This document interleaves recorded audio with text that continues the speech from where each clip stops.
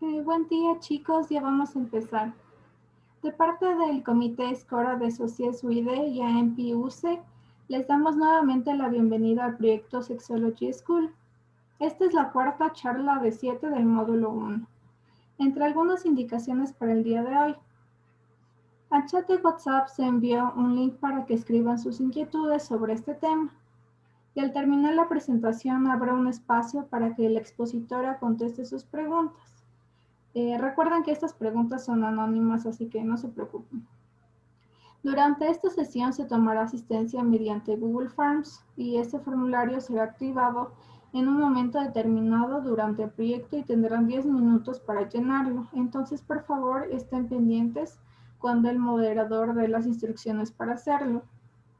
Al finalizar la charla, se enviará un formulario con una pregunta para que expresen su opinión. Es decir, habrá una interacción a manera de foro. Recuerden que este foro tienen que llenarlo de manera obligatoria. Así comenzamos con el tema de hoy. Masturbación y disfunción sexual masculina, que será impartido por la doctora Araí Vela, uróloga. Muchas gracias por su ayuda en este proyecto, doctora. Podemos comenzar.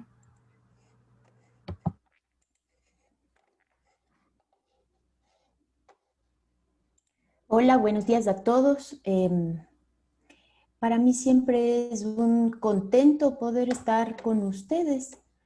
Gracias, doctora Melanie, por ser tan eficiente, tan trabajadora. Yo intenté resumir lo más importante de las disfunciones sexuales para respetar su tiempo.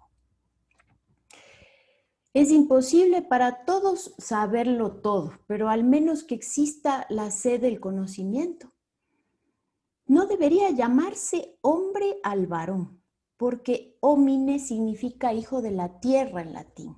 En el Bereshit judío, el equivalente a nuestro Génesis, se dice que Dios creó al hombre y lo divide en dos montículos de tierra, es decir, a sus versiones masculina y femenina, varón y varona. Adán, por lo tanto, se refiere a la humanidad y no al varón específicamente. Significa hijo de la sangre y de la tierra. Extraoficialmente, según la cultura mesopotámica, esta creación se refirió a la primera mujer de Adán, Lilith. Ella se cansó de tener relaciones sexuales debajo de él y se rebeló. Entonces abandonó a Adán, dejándolo solo en el paraíso. Se fue de parranda. La mítica costilla del varón no es tal. En el Bereshit se menciona que luego de las quejas de Adán por estar solo, Dios le hace dormir profundamente y le retira una tzela. Esta siempre ha sido interpretada como costilla. Y Zion Isevit, un investigador de la American Jewish University, en su libro Lo que realmente pasó en el paraíso, describe que el verdadero significado de la palabra tzela o báculo en español no es en realidad costilla, es el hueso de cualquier extremidad que sobresalga fuera del cuerpo. Esto significa los miembros superiores, los miembros inferiores y el pene. Y el varón solo carece de hueso en el pene. El hueso entonces que le quita Dios a Adán es entonces aquel que originará a Eva. Dios desde entonces ya había decidido el destino sexual del varón. Matilda Brindle y sus colegas describen que los homínidos perdieron el hueso o báculo del pene hace casi 2 millones de años. Este hueso le servía para poder copular con la mayor cantidad de hembras posible y así asegurar su descendencia. Los tiempos eyaculatorios, por lo tanto, rondaban los 4 a 7 segundos. Eran tiempos muy cortitos porque el varón no podía desgastarse, tenía que pasar de una hembra a otra hembra. Un sinónimo de evolución entonces es perder este hueso. Según Franz de Waal, un primatólogo, el bonobo o pampaniscus es nuestro pariente homínido más cercano. En él se encuentra un báculo incipiente de 6 a 8 milímetros. Se sabe que sus tiempos eyaculatorios son mayores, 15 segundos. Sorprendentemente, la sociedad de los bonobos es matriarcal. El macho pierde entonces del báculo, obvio, en favor de menos hembras y de la monogamia. El cerebro también cambia. Compartimos con los animales del cerebro reptil, responsable de los instintos de preservación y los reflejos autonómicos, y tales como la respiración, el latido, el orinar, el defecar. El sistema límbico, que manifiesta emociones e impulsos, pero además el ser humano tiene un cerebro superior o neomamífero, a través del cual controla, regenta sus impulsos y construye sus deseos. Fíjense ustedes que no es lo mismo impulso que deseo. Además, se originan en sitios diferentes. Ciertos conceptos son poco conocidos respecto al varón. Por ejemplo, es considerado por muchos un reflejo instintivo de preservación de la especie. Es inferior y le ayuda al macho a identificar aquellas hembras que están en periodo fértil. Un maestro mío colombiano dice que este reflejo se llama el óculo giroglúteo. Erróneamente se ha creído que el área del pensamiento sexual o la amígdala es mayor en el varón, pero en realidad es proporcional al tamaño de su cerebro. No es cierto, por lo tanto. Lo que sí es verdad es que el varón tiene mayor actividad en la corteza media prefrontal. Por lo tanto, él es más rápido en sus decisiones, pero menos analítico, como es la mujer. Tiene una visión objetiva lineal y no en 180 grados como tiene la mujer. Tiene escasa memoria afectiva y por eso no recuerda ni los cumpleaños ni los aniversarios. Obviamente, a diferencia de la mujer, habla poco.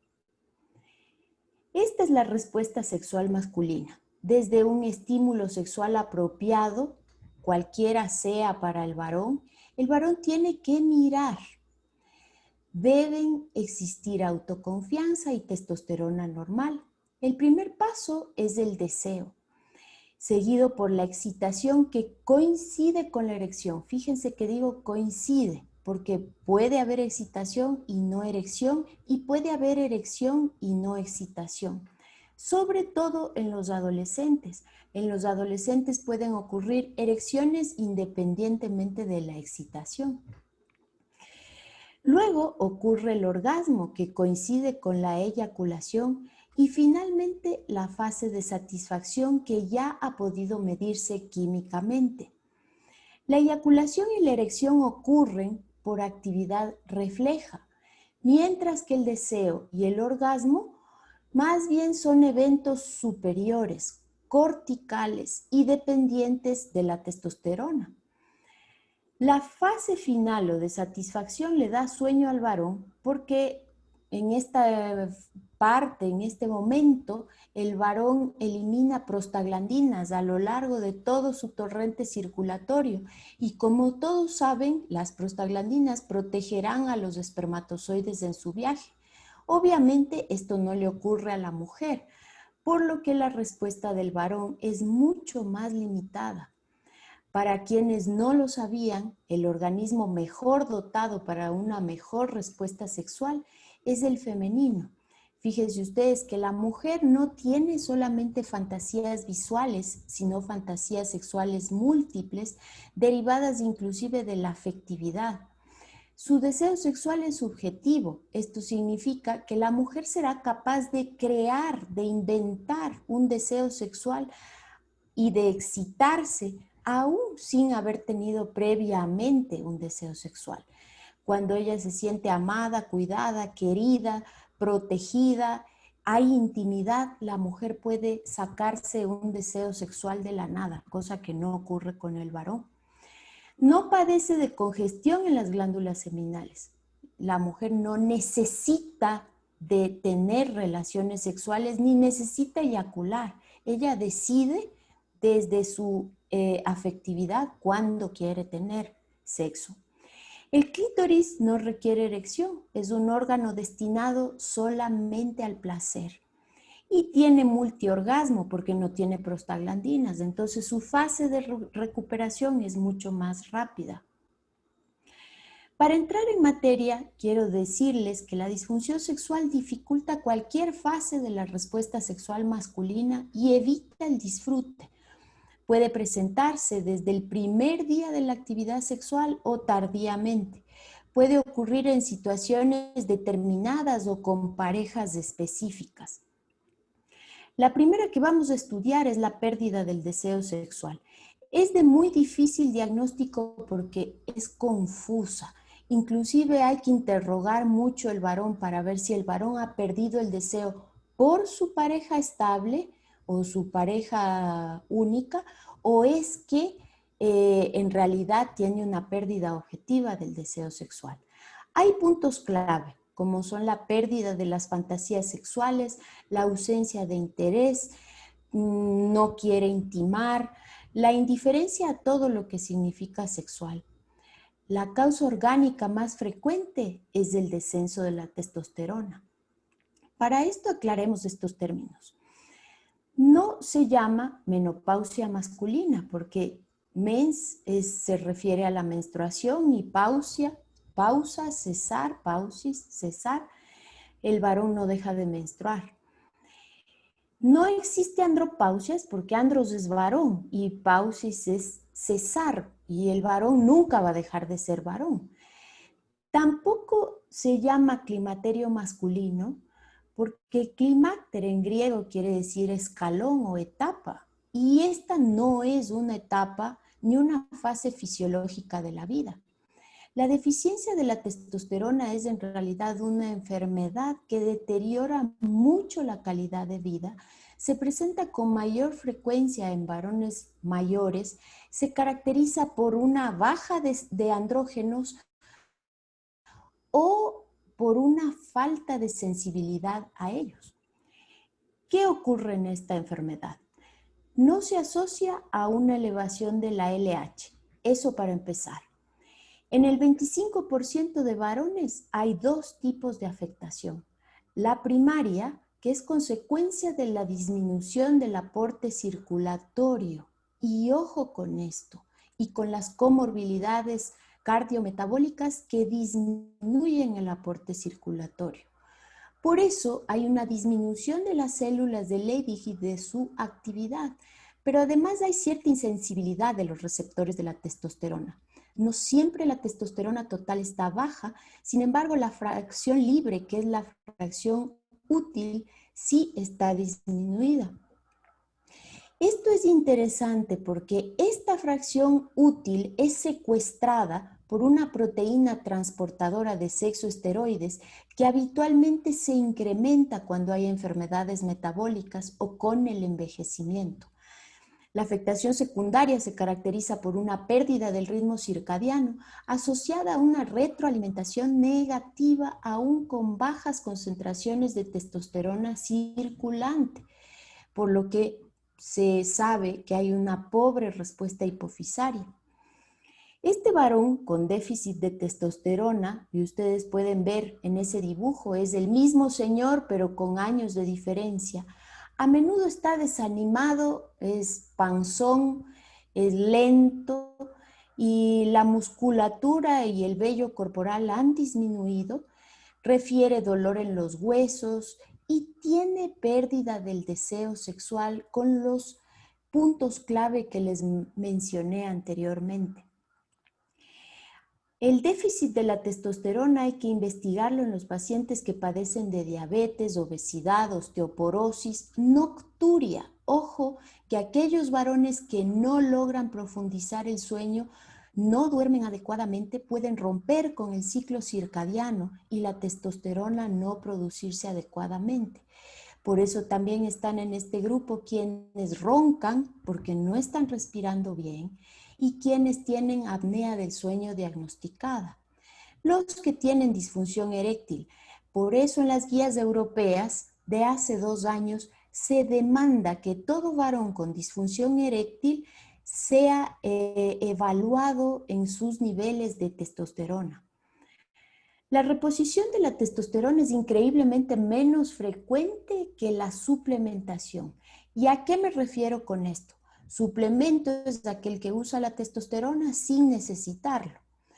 En los gimnasios hay un mayor uso de la hormona. Algunos deportistas lo usan de una manera indiscriminada. Y el suplemento puede causar problemas gravísimos como el acné, la disfunción eréctil, la infertilidad, los problemas cardiovasculares, las dislipidemias y otros, afectando inclusive el ánimo del varón. La reposición, en cambio, mejora muchísimo la calidad de vida en todos los aspectos. Mejora el ánimo, mejora el hueso, el músculo y la respuesta sexual. Lo primero que aparecen otra vez son las erecciones matutinas y el interés sexual del varón. Ese varón que regresa a ver, ese varón que quiere intimar, eso vuelve a ocurrir. Muchas veces yo en mi consulta he recibido quejas de las parejas de estos señores que dicen, mi marido está ya insoportable, quiere tener sexo todo el día, quítele la testosterona. Y en realidad cuando uno evalúa a estos varones, sus niveles de testosterona no son anormalmente altos. De hecho, la mayoría de las veces están dentro, pasando o superando los niveles inferiores a normales. Hay estudios que evidencian que además la reposición hormonal mejora el control metabólico, mejorando los niveles de hemoglobina glicosilada. El ángel o demonio. En el Islam y en Oriente Medio y Extremo, el sexo fue considerado siempre un don divino que daba crecimiento espiritual. Pero acá, por nuestros barrios, en la Edad Media se torturó a los varones por ser varones. Fíjese este anillo que el varón tenía que amarrarse al pene y al escroto, de tal forma que durante la noche, si ocurría una erección nocturna, estos pinchos se le clavaban en el pene y en el escroto, provocando heridas terribles.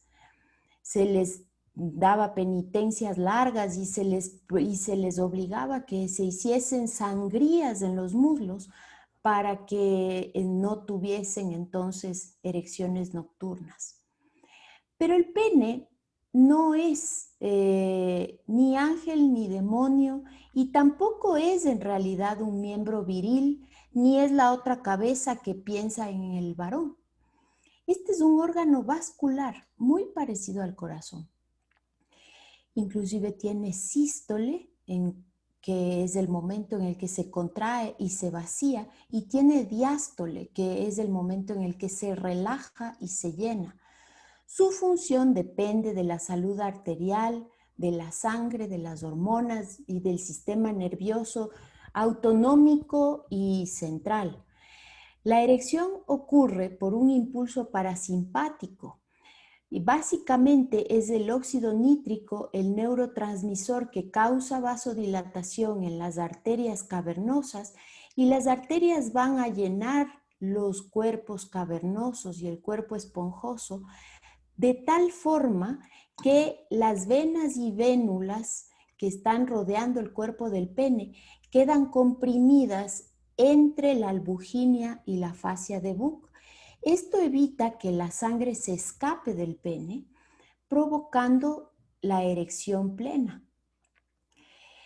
Es en este momento cuando el incremento de la tensión de CO2, porque ya si la sangre circula poquito, la tensión de CO2 alerta nuevamente a terminaciones nerviosas adrenérgicas para que se contraigan, se contraiga la musculatura lisa trabecular y dé entonces por terminada la erección cuando el acto sexual o la estimulación han concluido.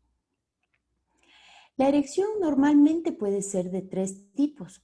Psicógena, por estímulos visuales, afectivos, auditivos, sobre todo visuales, sí, por ejemplo. refleja por un estímulo directo del cuerpo del pene, esto quiere decir a través de la estimulación del nervio dorsal del pene, y la nocturna, que no tiene nada que ver con estímulos sexuales. Ocurre en la fase REM durante los sueños no eróticos necesariamente, es decir, no hay que enojarse, y eso siempre les digo a las esposas de los pacientes que tienen erecciones nocturnas, que creen que están siendo infieles los maridos en los sueños y con estas erecciones. Ocurre 3 y 4 veces en la madrugada, y ahora ustedes comprenderán por qué es que es tan importante que el varón duerma adecuadamente, al menos entre las 11 y las 4 de la mañana, que es cuando más se producen estas erecciones. La ausencia de estas erecciones evidencia una lesión de las arterias o un déficit de la testosterona. Yo la llamo las salvavidas del pene, porque cuando el varón desarrolla su cerebro, su córtex superior, empieza a inhibir las erecciones que naturalmente se producían antes cuando era adolescente. Si antes estaba parado en un semáforo o el papá le estaba regañando o estaba en clase de matemáticas, el varón podía tener una erección que era incontrolable, y es generalmente por la falta de desarrollo cortical que tiene el adolescente. Pero después, cuando se completa el desarrollo del cerebro, el varón ya puede suprimir estas erecciones como puede suprimir y controlar cualquier tipo de reflejo. Entonces el pene deja de respirar durante el día. Y este es el único momento en el cual el pene puede volver a respirar. La disfunción eréctil entonces es la incapacidad de lograr o mantener una erección adecuada. Y antes se creía que era mayormente de origen psicógeno. Ahora se sabe que es una enfermedad orgánica en cerca del 80% de los casos. Es en realidad una disfunción endotelial. En el Ecuador tenemos un poco más de la mitad de los varones mayores de 40 años con esta enfermedad. No se encuentra solamente en varones mayores, también en varones jóvenes. Hay malformaciones congénitas venosas que son responsables de entre el 10 al 14% de las disfunciones sexuales en los varones menores de 30 años. Se asocia al tabaquismo, a la obesidad y al alcoholismo. Observen que las causas principales son la diabetes y otras enfermedades endoteliales. Mis alumnos ya me conocen cuando yo hablo respecto al pan, y si hablo del tabaco también estoy hablando igual, con la misma intensidad, en contra del pan y el azúcar. Esas sí, creo yo, son enfermedades del siglo en el que vivimos. Pero el estrés también. Y si ustedes observan, del 5 al 15% de pacientes tienen disfunción eréctil con déficit de la testosterona como causa única. Por eso es tan importante evaluar la testosterona en los varones en los cuales hay disfunción eréctil. Se la considera hace 15 años un predictor de riesgo cardiovascular. Yo sueño que los cardiólogos en sus salas de espera hagan encuestas respecto a la disfunción eréctil aquí en el Ecuador. Así ocurre en España, en donde quienes diagnostican de inicio la disfunción eréctil son los clínicos y los cardiólogos.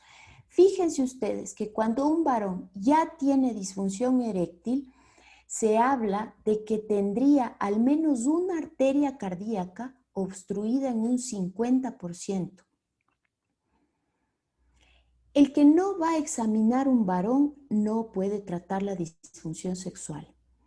Deben definirse enfermedades prostáticas, endocrinas, vasculares y malformativas del pene. Hay que examinar el pene.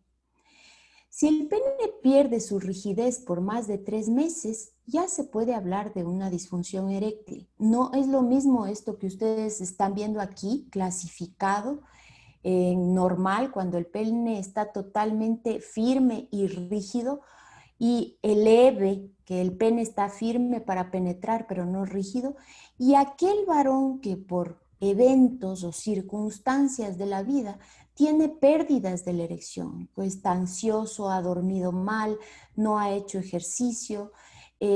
Las disfunciones transitorias todavía no entran dentro de la clasificación de la disfunción eréctil. Obviamente, para hacer un diagnóstico objetivo, es importante hacer un ecodoppler en este caso. Aquí ya se imaginarán de lo que voy a hablar. La eyaculación es un reflejo simpático, primitivo también y de conservación de la especie. Consiste en la emisión, su primera fase, que es el depósito de las secreciones en la uretra posterior, y la eyección o la eyaculación propiamente dicha, que es la expulsión del líquido eyaculado. Semen se llama cuando hay espermatozoides, y si el varón está hecho la vasectomía o no tiene espermatozoides, se llama líquido eyaculado, porque semen viene de semilla y son los espermatozoides a los que se les considera la semilla. Se menciona que el glande es el gatillo, aunque el control de la eyaculación es superior. Para eyacular simplemente, como un reflejo, como orinar, no es indispensable tener conciencia social, pero sí para el control eyaculatorio. Así como para orinar, uno no puede pararse en el medio de la sala y orinarse, y no puede ir a un poste y levantar la pata y orinarse, es decir, puede si quiere, pero cuando hay conciencia social no es habitual hacerlo. Desde el cerebro se pueden inhibir y controlar los reflejos. Fíjense que en el área preóptica medial hay receptores con actividades excitatorias e inhibitorias. Pero también está la corteza media prefrontal, que es la que detecta el umbral límite en la cual el varón va a contraer su mecanismo esfinteriano e inhibir entonces la emisión, tal como cuando uno controla el reflejo miccional. Siente ganas de orinar e inmediatamente de una forma, fíjense que no digo, ni siquiera digo instintiva, porque no es instintiva, es aprendida, pero de una forma cortical superior, el varón contrae, el individuo contrae los esfínteres, se relaja la vejiga y ya desaparece el deseo de orinar. Por lo que esto nos hace pensar, evidentemente, que mientras más secreciones seminales se produzcan, mayor será la necesidad de eyacular.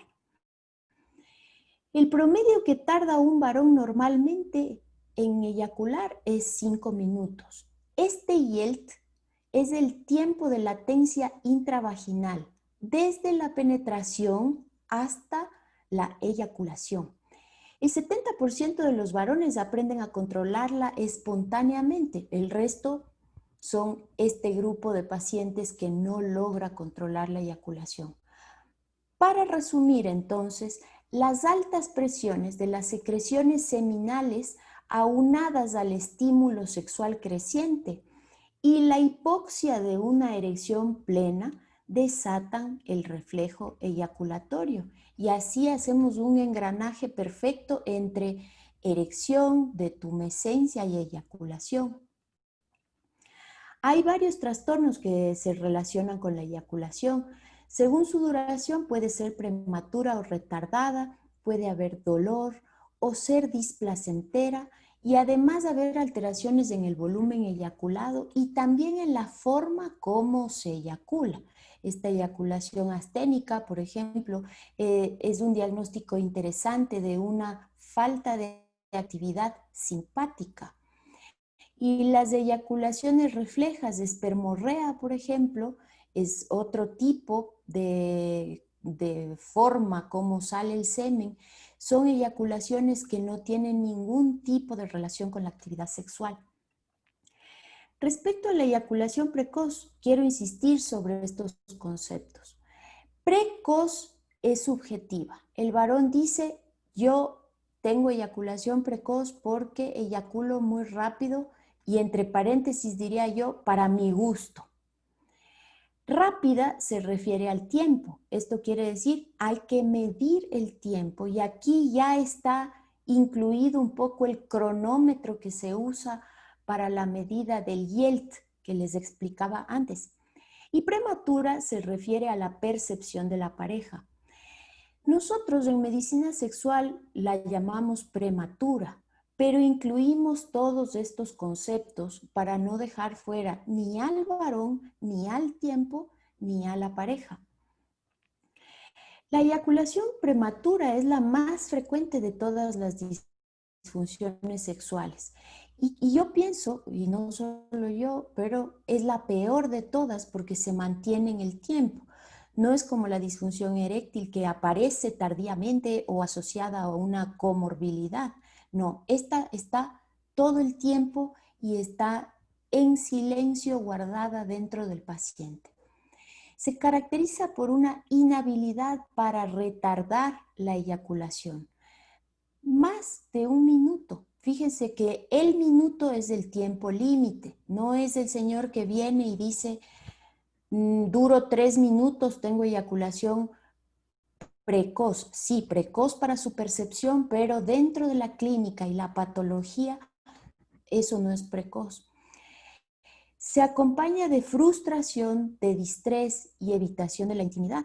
Habitualmente la pareja es agresiva con un varón que tiene eyaculación precoz porque se ha asociado muchísimo la eyaculación prematura a una falta de respeto o de consideración a la mujer.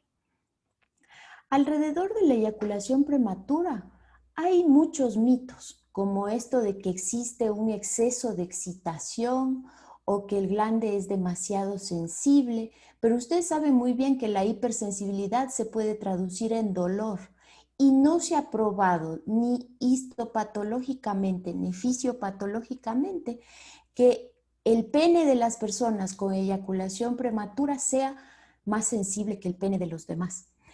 En realidad lo que ocurre es que hay una desconexión entre el cerebro y el momento en el que debe evitarse la eyaculación. Todo esto conjugado con ansiedad, obviamente, porque es un señor que no satisface, entre comillas, a su pareja jamás. Por eso es importante involucrar a la pareja para disminuir la tensión. Los especialistas la consideran mal un problema psicosexual. Y poco se habla del control eyaculatorio, se habla muchísimo del tiempo. Me demoro tanto, pero no es lo mismo demorarse 10 minutos y que ocurra una emisión y una espermorrea y el señor no se dé ni cuenta, tenga anorgasmia y no haya sido él el que decidió el momento en el que quiera eyacular. Por eso es muy importante al momento de hacer el interrogatorio, además de incluir a la pareja, de hablar sobre los tiempos, también hablar sobre el control. Es muy frecuente el fracaso terapéutico alrededor de la eyaculación prematura. Y tiene bastante lógica. Fíjense ustedes que es como yo les digo con frecuencia a los pacientes y a mis alumnos. Es como si tuviesen ganas de orinar y en realidad se pusiesen anestésico en el pene. No tiene nada que ver. No obstante, todavía se usa la prilocaína, es la única aceptada para anestesiar el glande, sobre todo, es lo que debe anestesiarse.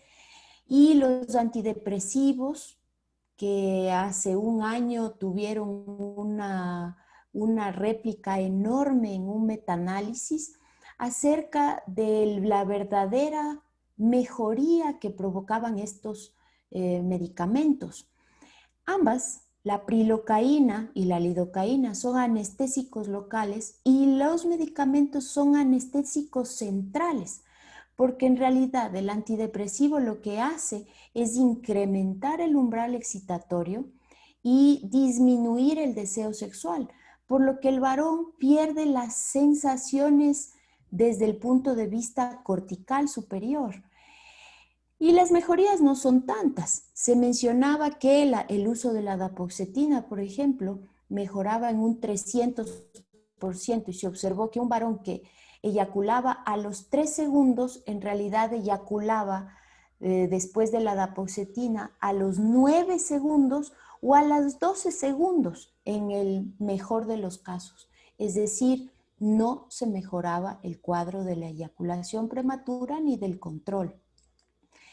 Los mejores resultados han sido gracias a la fisioterapia de piso pélvico y tiene, esto sí, muchísimo sentido, porque si es que uno conecta al varón, en lugar de anestesiarlo, uno lo conecta con el momento en el que debe evitar la eyaculación, pues el varón tiene la oportunidad de contraer su mecanismo esfinteriano y de inhibir la emisión a través de las glándulas seminales. Ya mismo voy a terminar esta conferencia en 2 minutos, no de perro.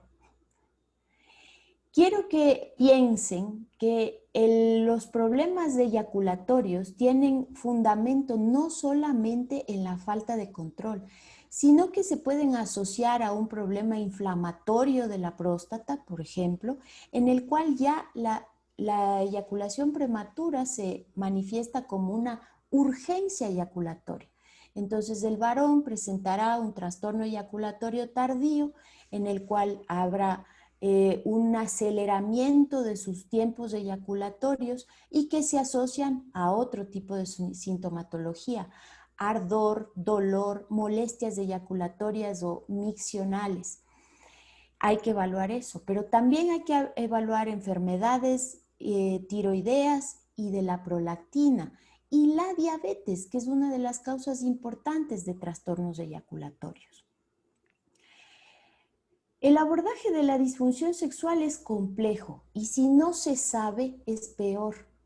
La disfunción sexual no puede enfocarse desde los genitales exclusivamente. Hay que evaluar a todo el paciente, hay que tomar la presión arterial, hay que hacer tacto rectal, hay que evaluarle el abdomen, las mamas, hay que evaluar si es que hay secreción mamaria también y luego hacerle exámenes complementarios completos. Tampoco hay que tener miedo de hablar con otros especialistas, sean estos endocrinólogos, cardiólogos, sexólogos. En mi práctica yo observo que muchos médicos quieren hacerlo todo y tratarlo todo. Esto hace que los tratamientos fracasen y que el paciente desconfíe. Ahora están de moda los comerciantes que venden combos de todo para la disfunción sexual, sin haber dado una consulta respetuosa, sin haber escuchado a la pareja. Es decir, la sexualidad en el Ecuador actualmente es un gran negocio y sin embargo es un problema muy delicado, rodeado de vergüenzas, de inseguridades y nosotros tenemos la responsabilidad del bienestar de estos enfermos. Como conclusiones quiero decir que el ser humano es el único capaz de extender el acto sexual para aumentar el placer propio y el de su pareja. Que la disfunción eréctil es un predictor de riesgo cardiovascular. Por lo tanto, hay que considerarla un problema de salud pública cuyo diagnóstico nos va a evitar que el paciente avance hasta estadios tardíos de enfermedades cardiometabólicas.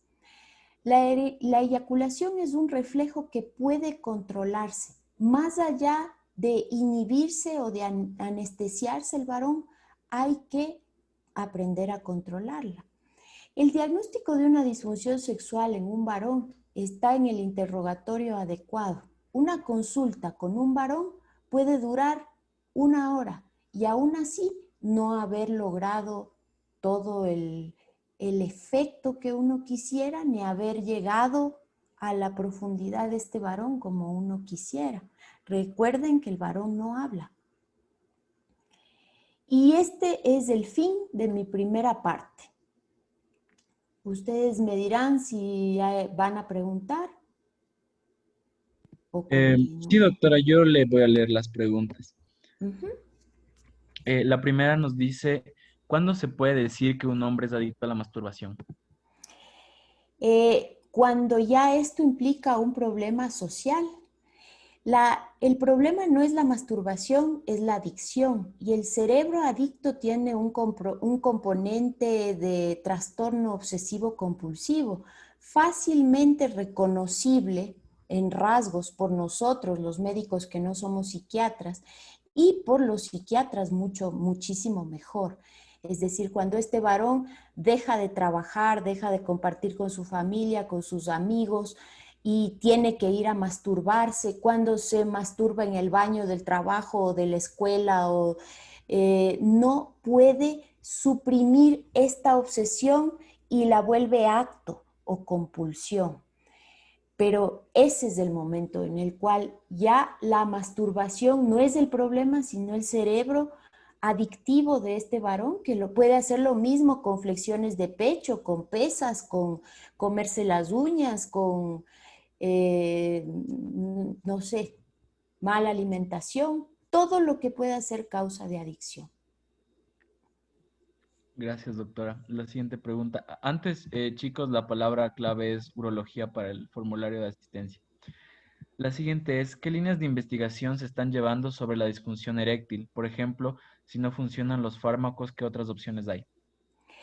Bueno, sobre la disfunción eréctil muchísimo se está hablando actualmente porque se están observando en realidad los mecanismos fisiopatogénicos de la enfermedad. Entonces, fármacos, empiezas por fármacos y considerando que es la primera línea de tratamiento, inclusive para la disfunción transitoria, porque la disfunción transitoria también afecta la calidad de vida del varón. Si es que el varón se empieza a preocupar mucho, si se empieza a angustiar, si es que nota que o tiene miedo de que ya no va a poder, inmediatamente va a haber una supresión de la nueva erección y por lo tanto adrenalina y se acabó, no habrá erección. Ahora, la segunda línea de tratamiento puede ser una combinación de los medicamentos, por ejemplo, con las ondas de choque, que se usan hace aproximadamente unos 12 a 14 años y que se ha visto implicada en la neoangiogénesis y en la recuperación del tejido cavernoso a través de la estimulación de las células madre intracavernosas. También se han utilizado dispositivos al vacío que pueden o no usarse concomitantemente con ligaduras de la base o torniquete en la base del pene. Estos dispositivos al vacío lo que hacen es, imagínense que son un cilindro en donde se introduce el pene con cierta presión para que no escape el vacío, se bombea y hay succión. Entonces, al haber succión, el pene se queda erecto, se retira el aparato y se pone esta especie de torniquete en la base y se sostiene la erección. Otra posibilidad terapéutica en esta fase son las inyecciones intracavernosas. Estas lo que favorecen es la vasodilatación local. Cerca del 70% de los varones latinos la rechazan por el dolor que puede producir. Hay que tener muchísimo cuidado con las inyecciones también, porque hay varones que tienen alteraciones o colagenopatías, como el Dupuytren, por ejemplo, y como una alta posibilidad de hacer enfermedad de la Peyronie o curvaturas similares. Y el hecho de inyectarse continuamente, sobre todo papaverina, favorece las callosidades y las fibrosis de la albuginia, provocando entonces curvaturas en los varones. Entonces, hay que usarlas con mucho cuidado a las inyecciones.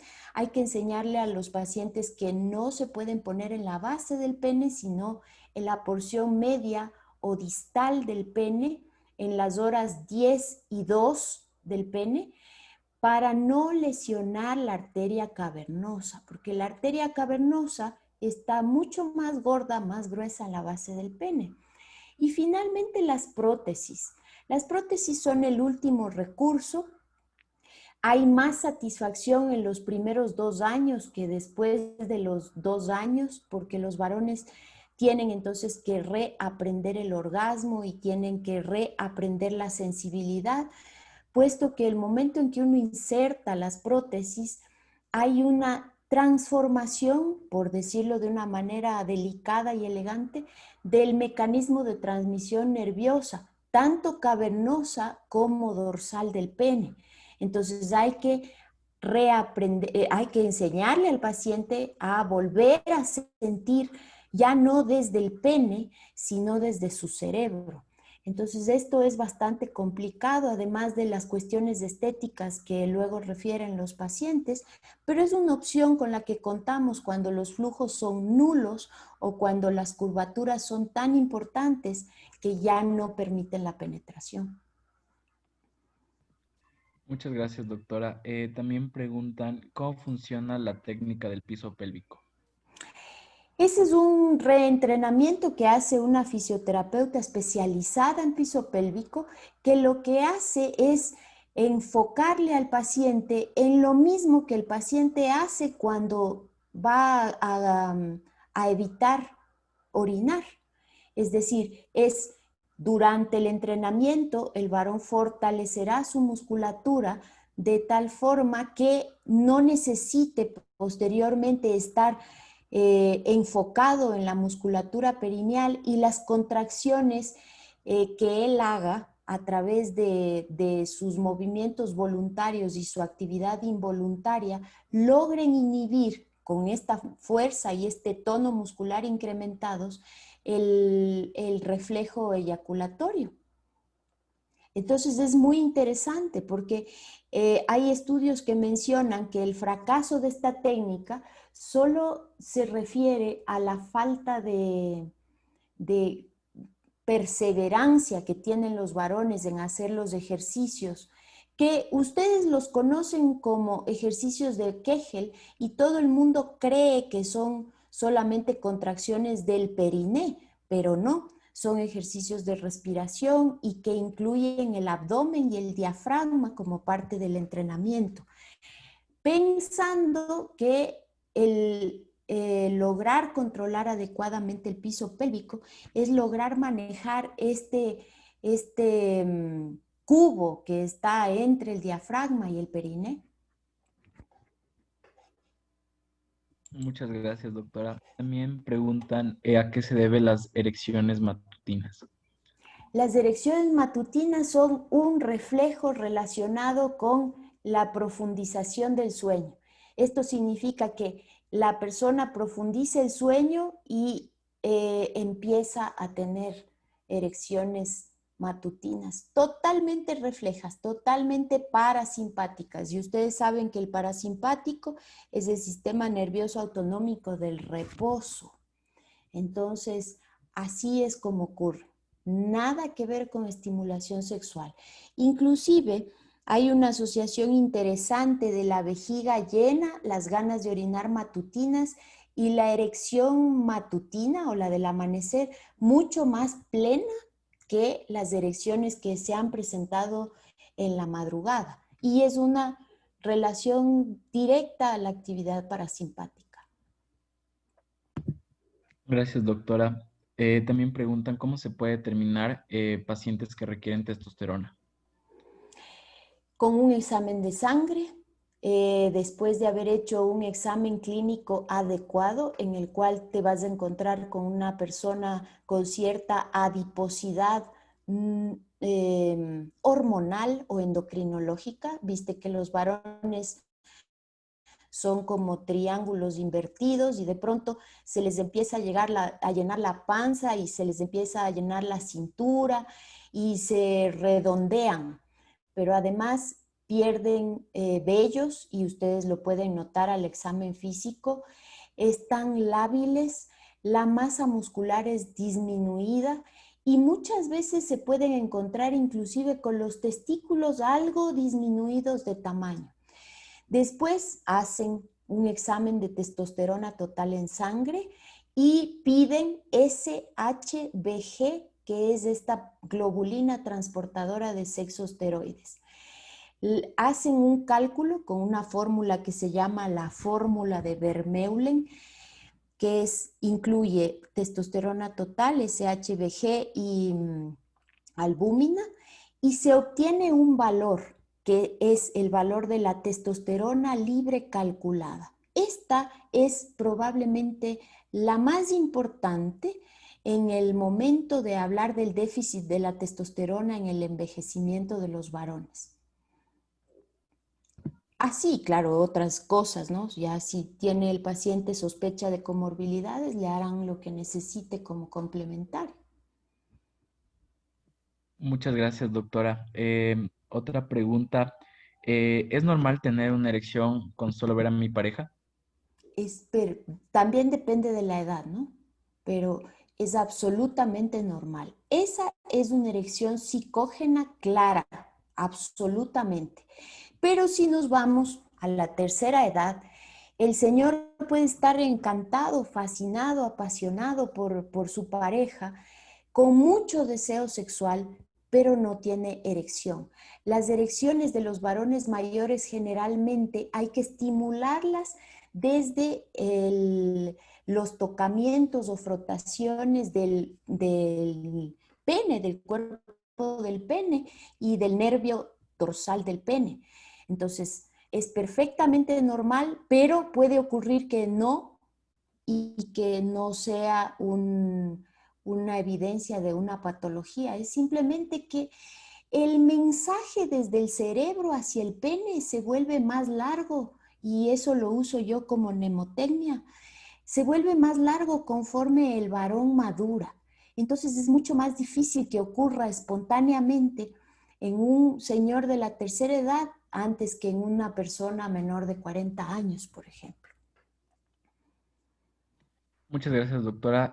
También preguntan, ¿es cierto que la masturbación ayuda a prevenir el cáncer de próstata? Y si es así, ¿cuántas veces a la semana sería recomendable hacerlo? Ahora me toca la conferencia de la masturbación y les traje la investigación, así que no voy a responder eso ahora. Y bueno, la última para finalizar. em, entonces, ¿los hombres que realizan actividad física y se alimentan bien independientemente de la edad podrán tener una vida sexual sin problemas? Sí, pero sí, pero no. Yo tengo un paciente que es para mí el símbolo de la excelente salud, la excelente buena alimentación y hace deporte todos los días, es atleta, pero tiene dos problemas. El primero es que como es excelente y perfecto en todo, su componente emocional es adrenérgico puro. Entonces tiene un estrés enorme. Entonces no te olvides del estrés. El estrés al incrementar la frecuencia cardíaca favorece la lesión endotelial. Y no es la grasa circulante la culpable, es que cuando hay lesión endotelial, la grasa circulante se adhiere a la lesión endotelial. Entonces, sin lesión endotelial, los niños tienen 6 años, tienen 600 de triglicéridos, colesteroles pésimos actualmente y no se infartan porque no tienen los niveles de estrés que tienen los adultos, entonces no tienen lesión endotelial. La lesión endotelial favorece la agregación plaquetaria y la placa de ateroma. Entonces, este muchacho tiene una lesión endotelial que yo le tengo o en ese nivel porque es muy estresado o porque es ciclista. Entonces, el ciclismo de montaña y estos ciclismos extremos, como es el extremo, causan trauma de las arterias pudendas y esto puede favorecer en cierta medida una disminución de los flujos sanguíneos al pene. Esa es una cosa, pero no se olviden de las malformaciones congénitas. Hay muchachos de 25 años a los que se les diagnostica malformaciones o dilataciones o varicosidades de las venas profundas, de la vena profunda del pene, por ejemplo, y se asocia mucho al varicocele. Y esto puede causar disfunción eréctil antes de los 30 años, por más que seas sanísimo. Entonces, no hay que prejuzgar. El momento en que empiezas a perder la erección, ni siquiera pienses tengo 30 años, no, consulta, porque puede haber algo más que no lo descubriste.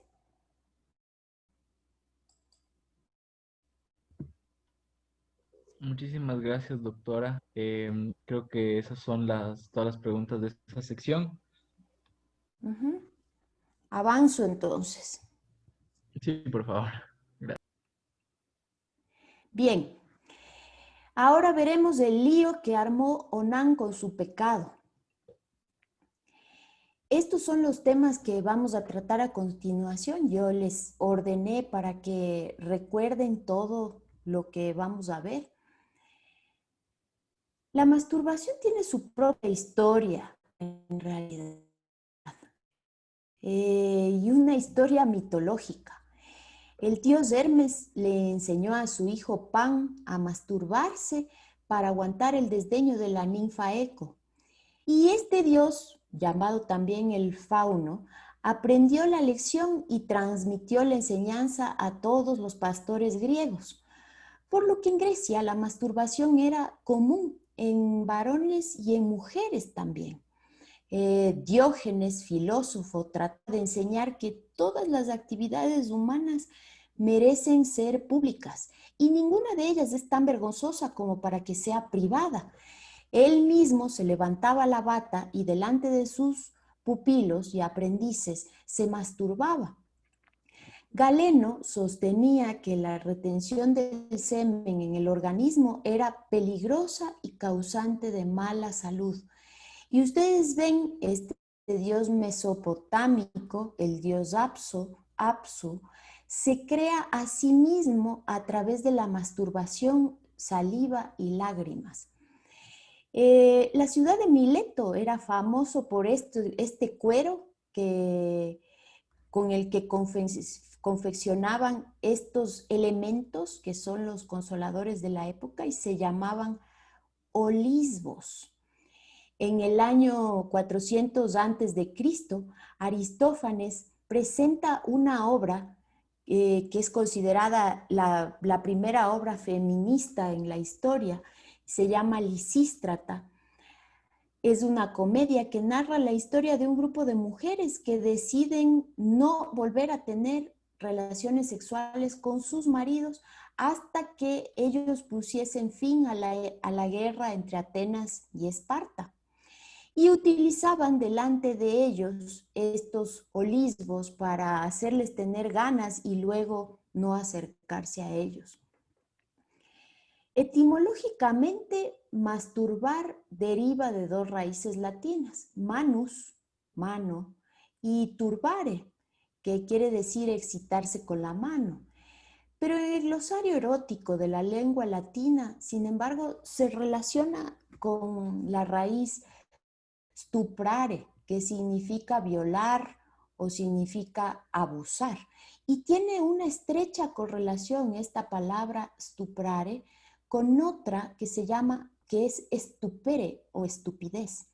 Así este doctor William Acton, en su libro de las funciones y desórdenes del sistema reproductivo, dice que la masturbación produce estupidez y aturdimiento.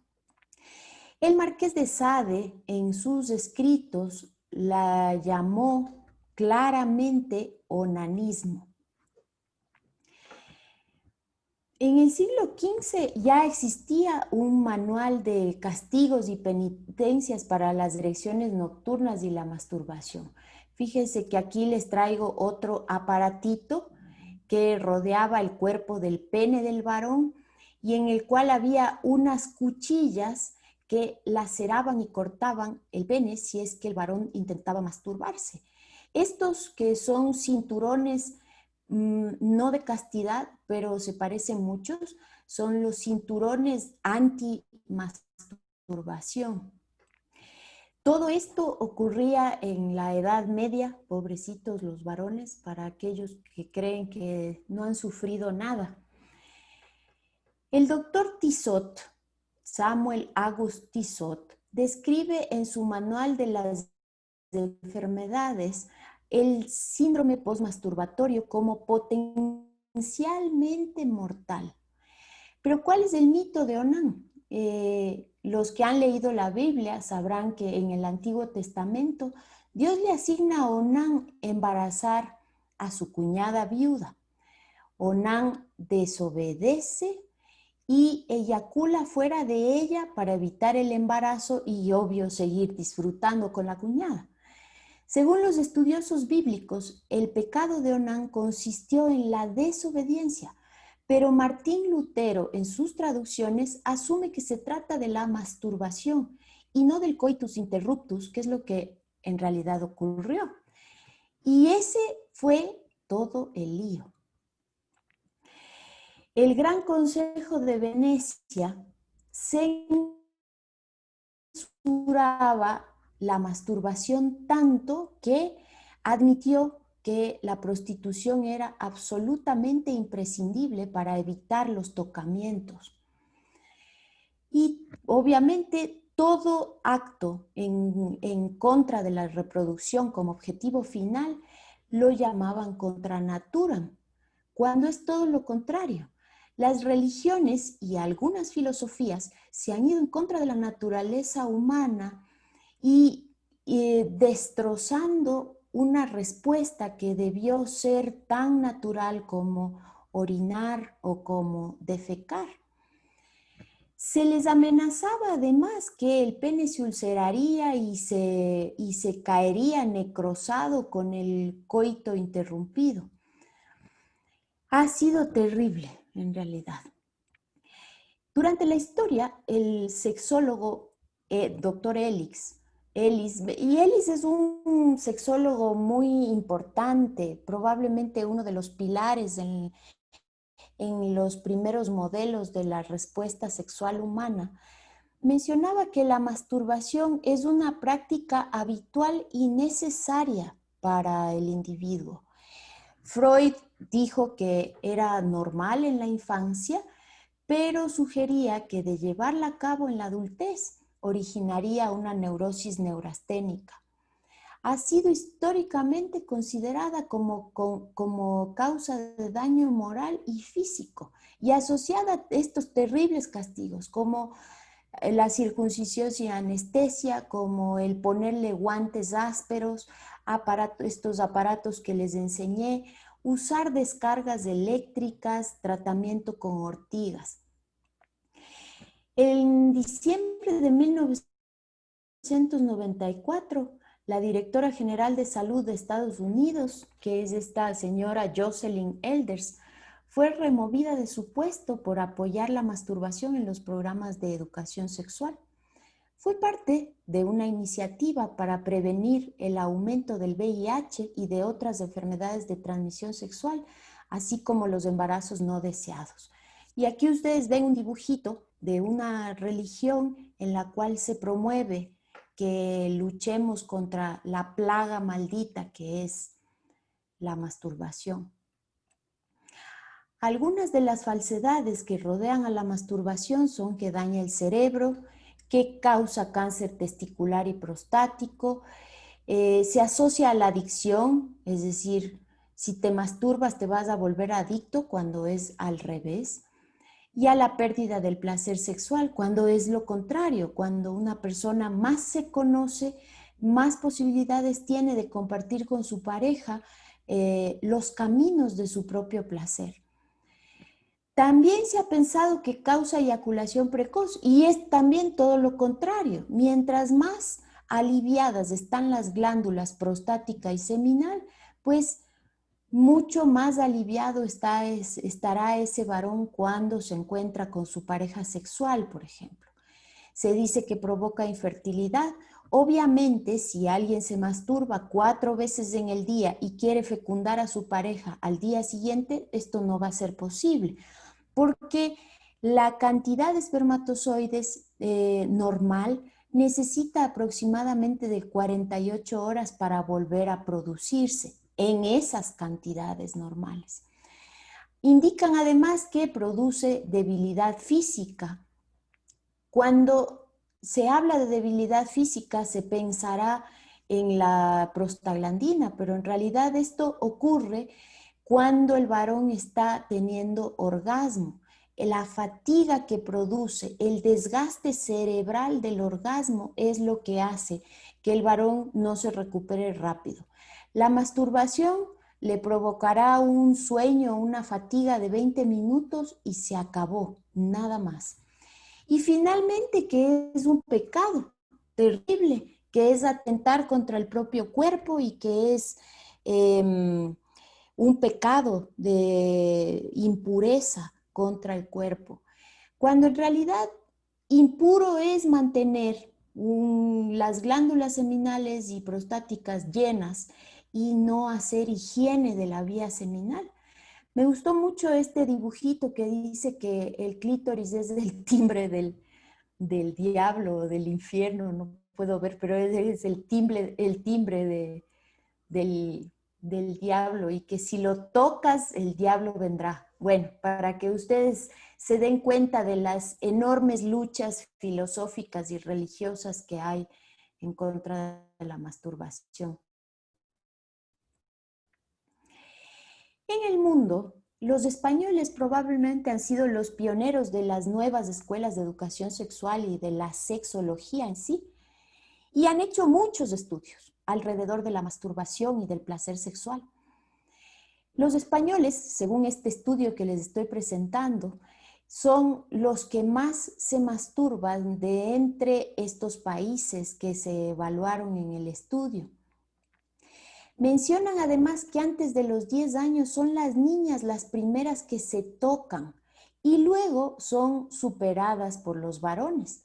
Pero los varones otra vez bajan el ritmo masturbatorio una vez que se emparejan, es decir, dejan de masturbarse con la misma frecuencia cuando ya tienen pareja sexual.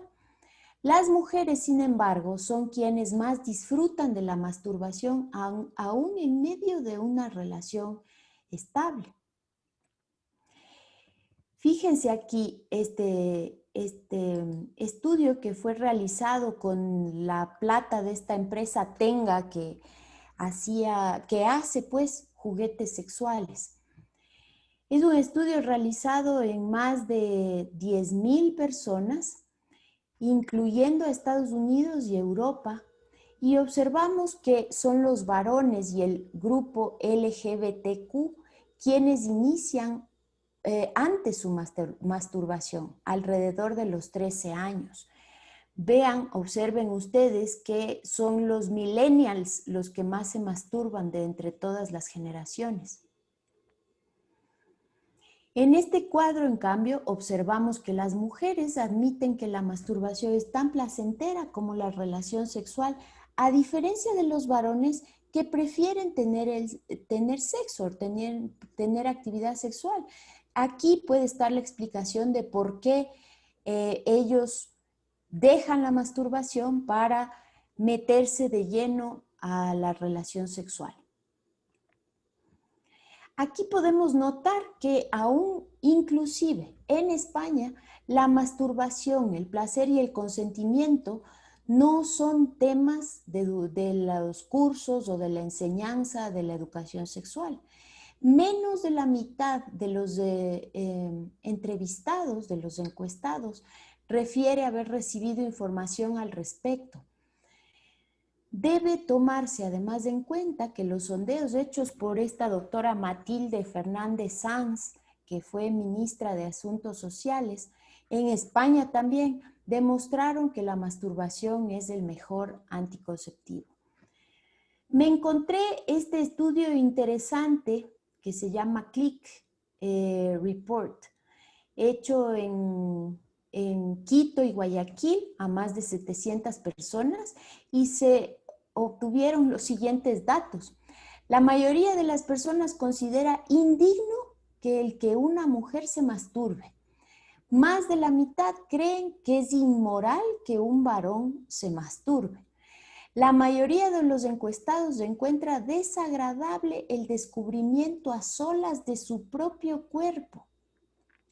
Y en un sondeo hecho por mí en mi consulta en estos años, observé que el 74% de los varones considera que la sexualidad tiene una importancia de 6 sobre 10 y que menos del 30% acepta la masturbación como una práctica saludable.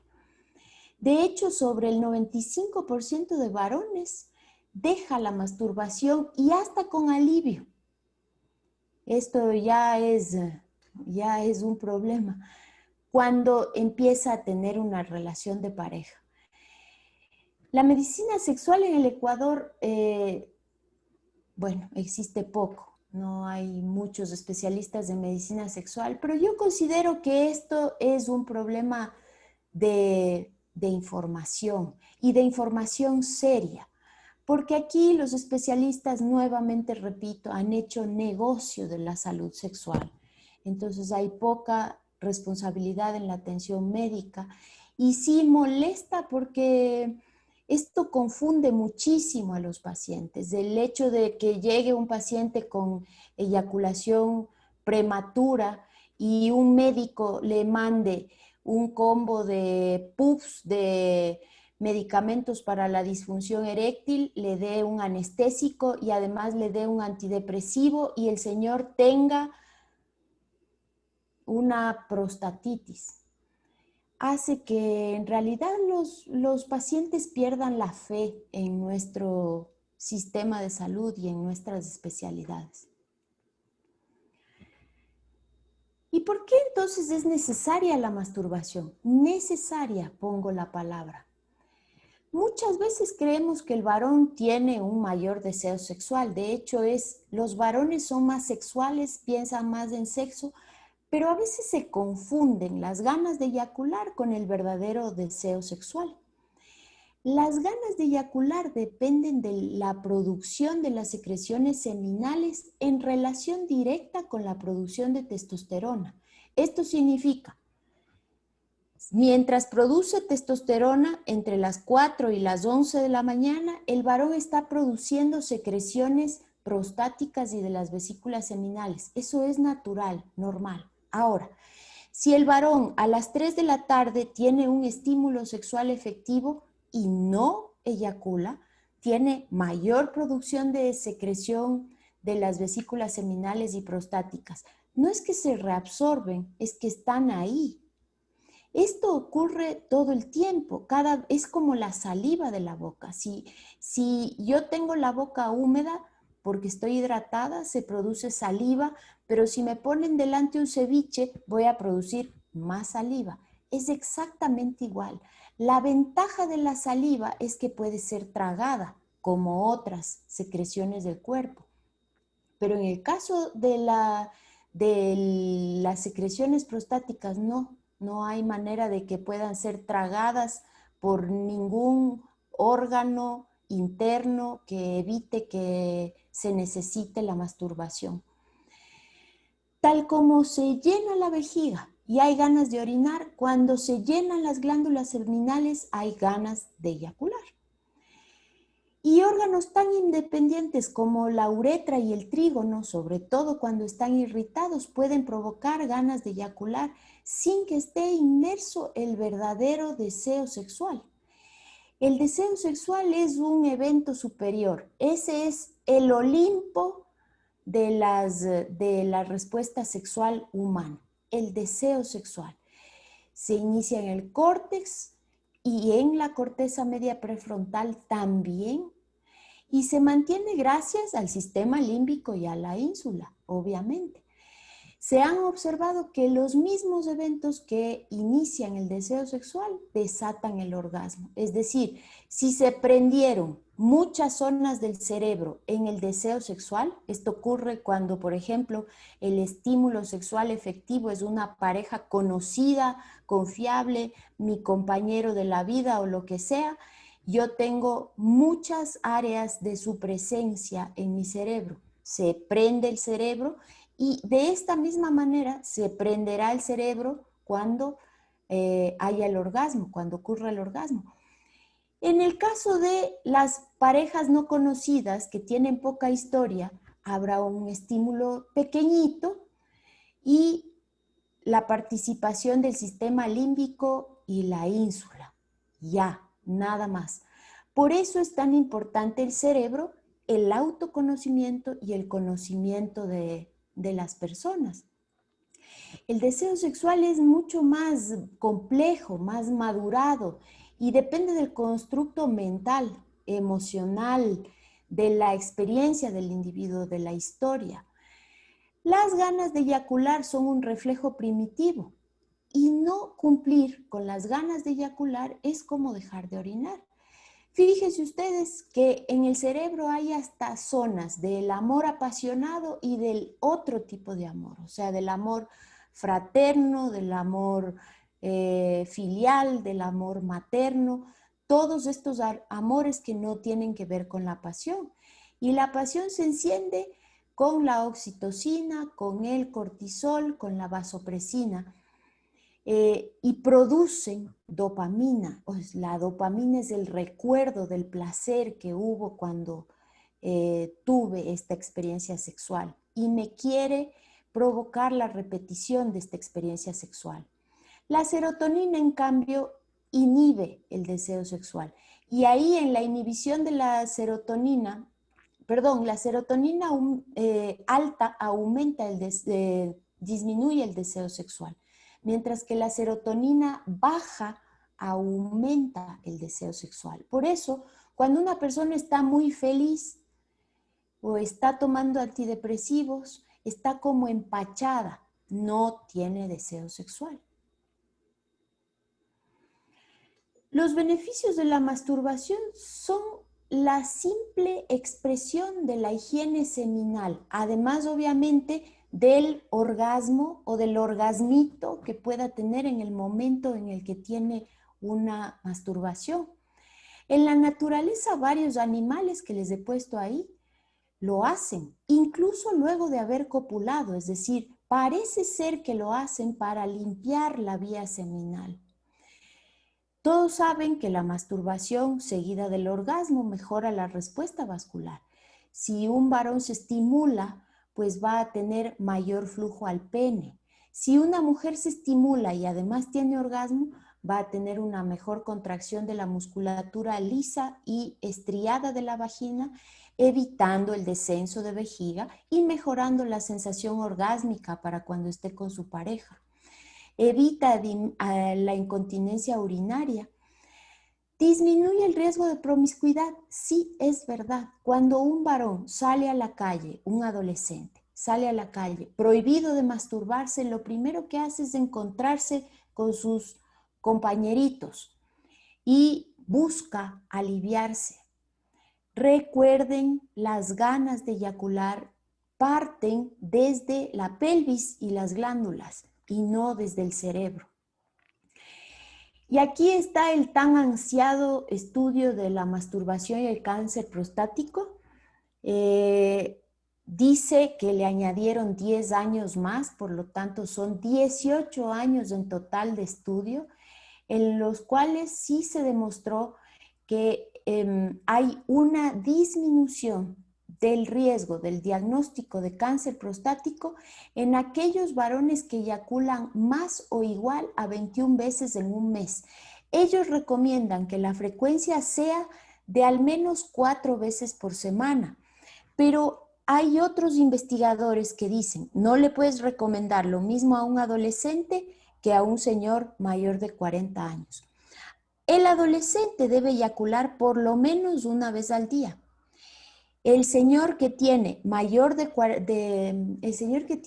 de 40 años debe eyacular al menos pasando un día. Y el señor que tiene más de 60 años, al menos 3 veces a la semana, 4 veces a la semana, no al día. Y el señor que tiene más de 60 años debe eyacular al menos 3 veces a la semana. Y así luego se reduce una vez por década. Quiere decir, el mayor de 70 años, 2 veces por semana. Esto tiene una relación proporcional con la cantidad de secreciones prostáticas. Si es que es muy jovencito, va a tener más secreciones prostáticas y más necesidad de eyacular. Si es que es un ancianito de la tercera o de la cuarta edad, va a tener menos necesidad de eyacular. Muy bien, esto es todo lo que tengo que decirles. Al fin van a descansar de mí. Me despido, estoy atenta a sus preguntas.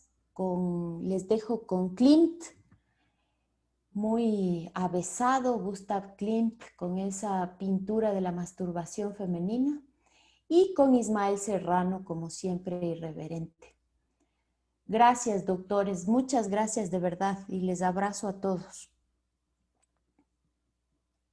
Doctora, tenemos un par de preguntas. Adelante. Creo que es un poco más relacionado con el tema anterior. ¿Tengo pareja? ¿Debería sentirme mal por masturbarme a solas? Absolutamente no. Y es lo que he dicho en esta conferencia. No excluye lo uno a lo otro de ninguna forma. De hecho, voy a insistir en que no se debe asociar la masturbación a una relación sexual compleja. Hay quienes la hacen tántrica, ponen velas, meditan, se tocan, se demoran 3 horas, pero eso es filosófico. La masturbación sirve para la higiene. La relación sexual es una relación humana. La masturbación es como la micción. La relación sexual es como ir a cenar. Las relaciones sexuales no siempre incluyen eyaculaciones. Hay que recordar eso. Es muchísimo más íntimo, más humano, más cerebral, más espiritual, más emocional que el solo hecho de eyacular. Entonces no tiene por qué sentirse mal ninguno de los dos.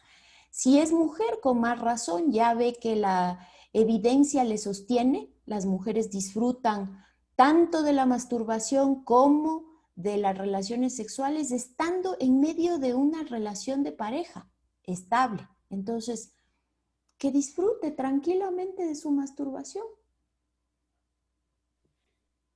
Muchas gracias, doctora. También preguntan, ¿qué condiciones se debe tener para realizar una masturbación sana? ¿Para qué? No te escuché. ¿Qué condiciones se deben seguir para realizar una masturbación sana?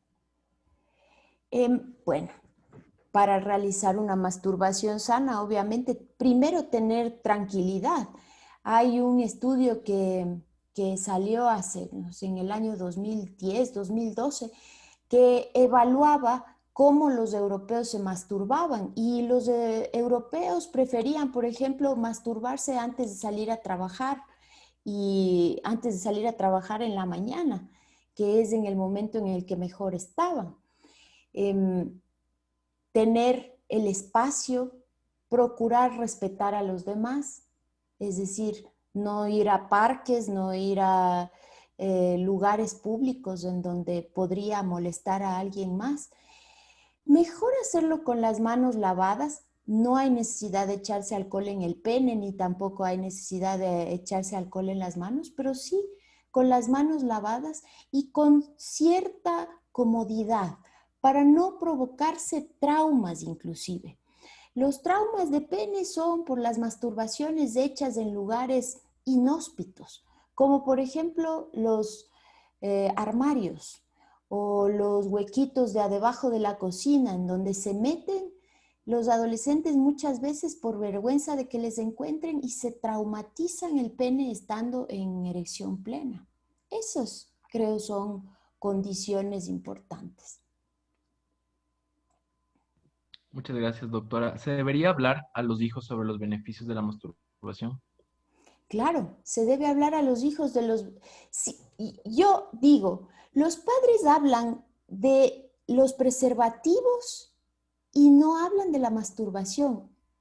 Hace muchos años, cuando yo fui por varias secundarias intentando dar cursos de medicina sexual a los adolescentes, ojo, medicina sexual, no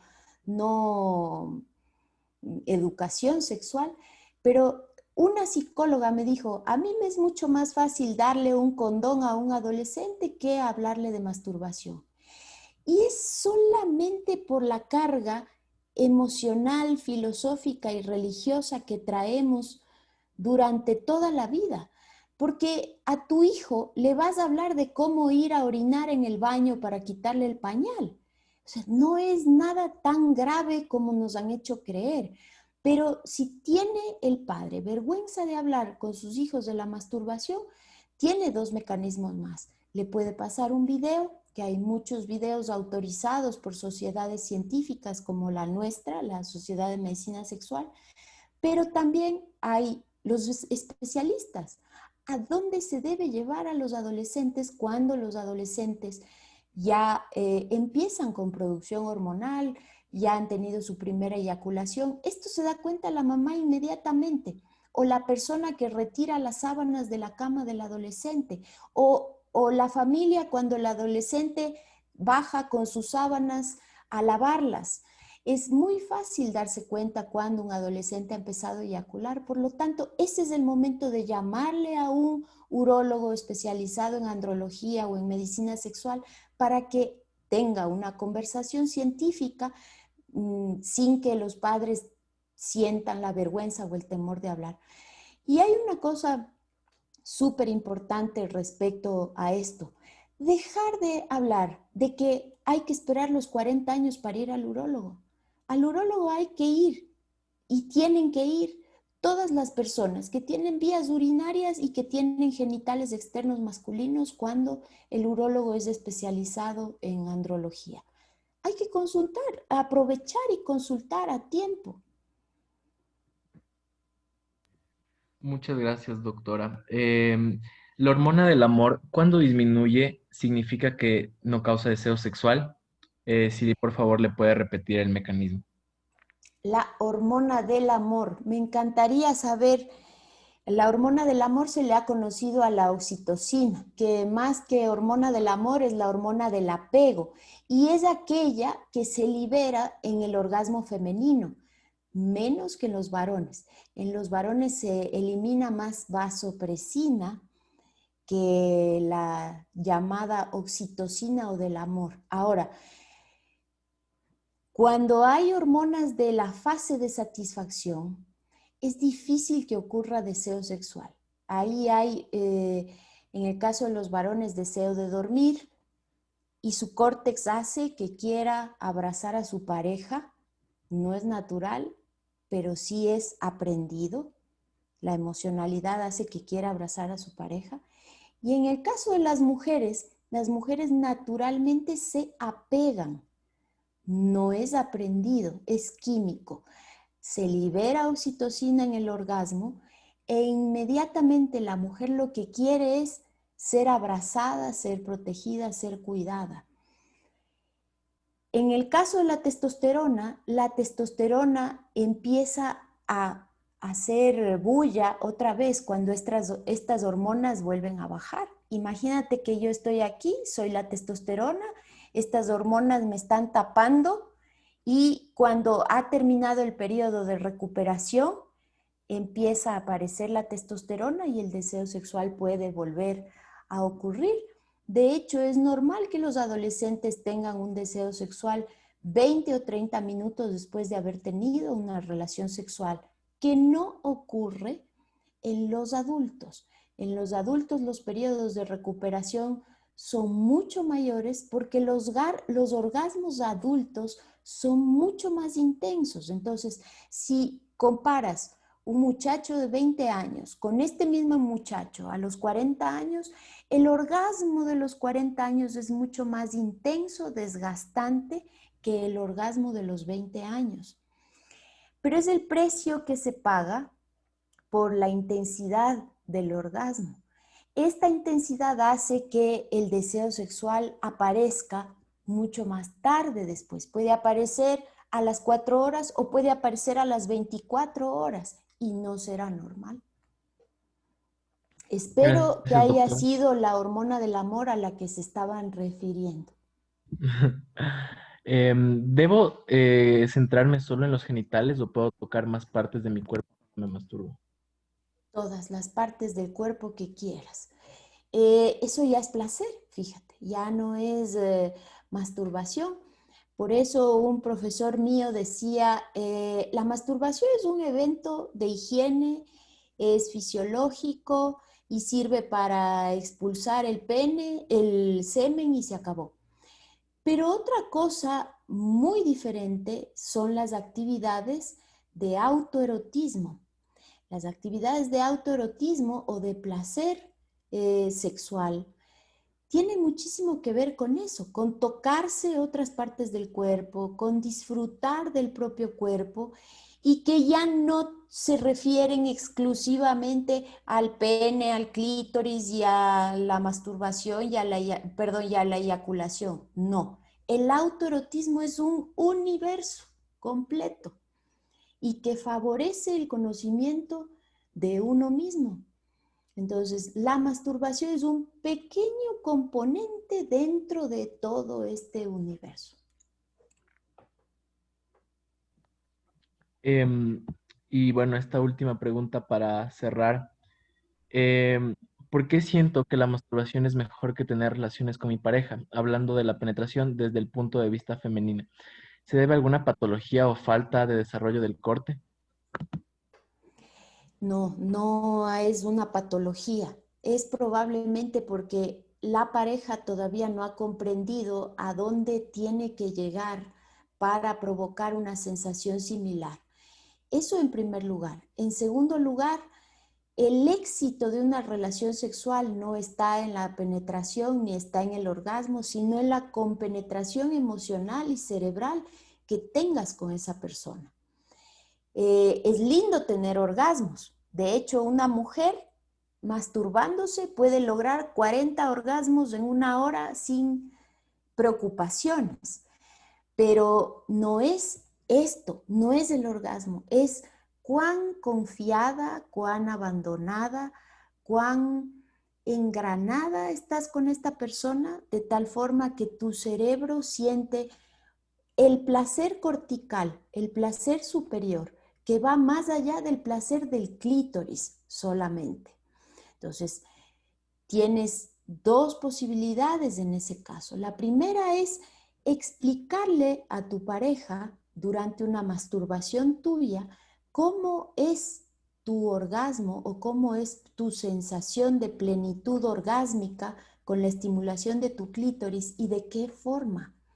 Porque muchas veces la falta de contacto físico entre el clítoris y la pelvis del varón o el hacer la mecánica de estimulación muy dura o el tener los genitales muy secos hace que no sea agradable la masturbación. Entonces hay que enseñarle a la pareja cómo es que quieres, cómo es que necesitas. La penetración no tiene por qué producirte nada. El pene entra en una vagina que es silente. La vagina solo tiene sensación en los dos, en el tercio externo de ella. El resto no, porque imagínense lo que sería tener la cabezota de un bebé tratando de salir por ahí y una vagina con sensibilidad. No, no hay sensibilidad en la vagina, por lo tanto, no vas a sentir nada con la penetración sola. Entonces, esa es la primera, enseñarle a tu pareja. Y la segunda, evaluar cómo te estás comportando en la actividad sexual. Lo que te dije, qué grado de compenetración, de vínculo tienes con esta persona, qué grado de engranaje y cómo vas, si estás en armonía, si estás tranquila. Eso sería mi sugerencia para ti. Muchísimas gracias, doctora. Sale una pregunta más. ¿Se puede? Claro, por supuesto. Si tengo 20 años y ya siento este desgaste sexual exhaustivo del que se habla, ¿debo asistir al urólogo? Y sí, ¿bajo qué concepto? Sí, bajo el concepto de que ya es hora de que asistas a un médico para que pidas orientación. Claro que sí. Este desgaste puede ser un desgaste fisiológico, como el lógico de la prostaglandina, em, puedes tener una fatiga, un cansancio que dure 20 minutos y todo es como el entrenamiento. Si es que tienes un orgasmo cada mes, vas a quedarte muerto 3 días, efectivamente. Pero si tú tienes una regularidad en la práctica de la masturbación y o de la actividad sexual, tu cuerpo se va a acostumbrar también. Hay gente que sale de tener relaciones sexuales a trabajar. Entonces, tener 20 años y tener un desgaste que te impida moverte, es importante meditarlo. Además de que ya es hora de que consultes con un médico especialista. Muchísimas gracias, doctora. Sale una pregunta de, ¿la depresión está relacionada con la baja frecuencia de la masturbación?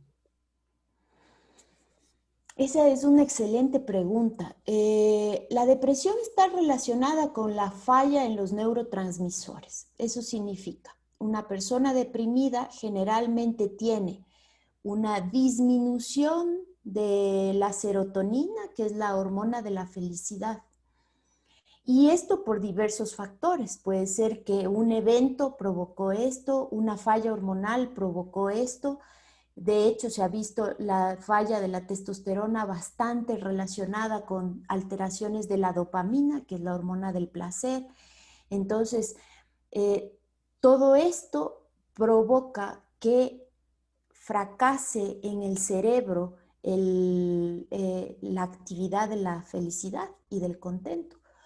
Lo que hace la masturbación o lo que hace la actividad sexual es favorecer la presencia de serotonina y además de endorfinas, que son colaboradoras del contento y de la felicidad. Entonces, si una persona que está en depresión se masturba, mejora sus condiciones, pero no es que la una es responsable de la otra. La una mejora a la otra. Eso sí, esa relación hay, probada científicamente al menos. He escuchado mucho sobre el squirt. ¿Existe alguna manera de lograrlo o solo ciertas mujeres lo pueden alcanzar? ¿El qué? El squirt. Pues de sexualidad femenina no te puedo decir, en realidad. De varones, pregúntame. Esas son todas las preguntas, doctora. Muchísimas gracias. Bueno, mis doctores queridos, les agradezco mucho a ustedes. Espero que se hayan llevado los mensajes de mi corazón también para ustedes. Les mando un abrazo fuerte y nos veremos prontito. Muchas gracias, doctora. Excelente su charla. Gracias.